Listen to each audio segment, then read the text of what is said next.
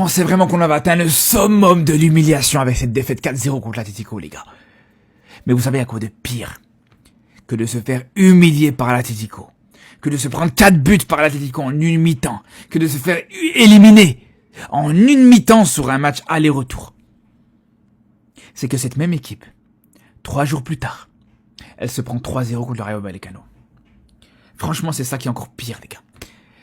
Comment le Rayo Vallecano, qui joue le maintien en Liga actuellement, a pu faire mieux que le Barça contre l'Atlético?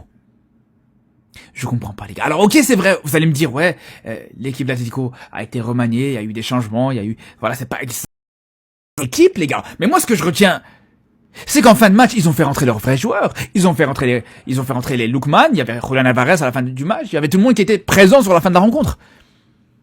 Et normalement, les gars, ça aurait dû suffire pour aller marquer contre le Rayo Vallecano. Parce que contre nous, en 30 minutes, c'était plié. Il aura fallu 30 minutes, même pas. En 7 minutes, ils avaient réussi à marquer déjà un but, ouvrir le score. Mais que là, le Rayo Vallecano a posé plus de problèmes à l'Atlético Madrid que nous.